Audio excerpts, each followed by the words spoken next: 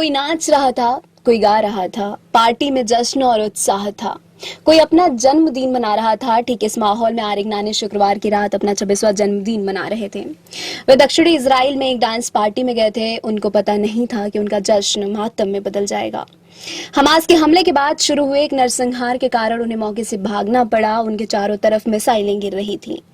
Hamas आतंकियों ने दक्षिणी इजराइल में गाजा में बॉर्डर के करीब एक गांव में आयोजित हो रहे इस फेस्टिवल को निशाना बनाया था। हमास के आतंकियों ने यहां पर बिजली की सप्लाई काट दी थी और अचानक फायरिंग शुरू कर दी। इस जगह के जो वीडियोस आ रहे हैं वे काफी डराने वाले हैं। देखते ही देखते नेचर्स पार्टी में शामिल लोगों में से करीब 260 लोग मौत की नींद सो गए। दरअसल गाजा के नजदीक किबुत्ज रीम के पास नेचर पार्टी में इजराइल के हजारों युवा हिस्सा ले रहे थे, जो पिछले 5 दशकों में देश पर सबसे बड़े हमले में शनिवार तड़के इजराइल में घुसने वाले फलस्तीनी बंदूकधारियों का पहला निशाना बन गया। हमास के हमले के समय मौके पर मौजूद एक शख्स ने मीडिया को बताया, मैंने हर दिशा से गोलियां सुनी। वे हम पर दोनों ओर से गोलीबारी कर रहे थे।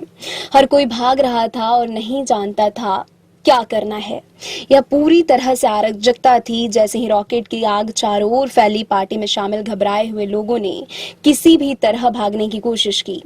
23 साल की जोहर मारिव ने कहा कि एक समय मैं और मेरा एक दोस्त उन लोगों के साथ एक कार में चढ़ गए जिन्हें हम नहीं जानते थे, और हम बहुत सारे लोगों के साथ एक कार में चढ़ गए और गाड़ी भागने लगी। कार में आग लगने के बाद वे पैदल भागे और घंटों तक छिपे रहे जब तक कि उन्हें बचाया नहीं गया, मगर उनका प्रेमी अभी भी लापता है।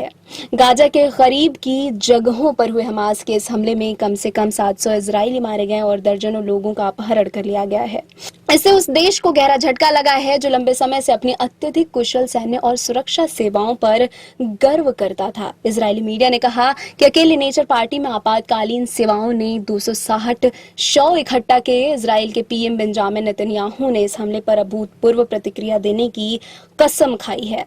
इजरायली जेट विमानों ने गाजा पर लगातार बमबारी की है, जिसमें 400 से अधिक फिलिस्तीनी मारे गए हैं।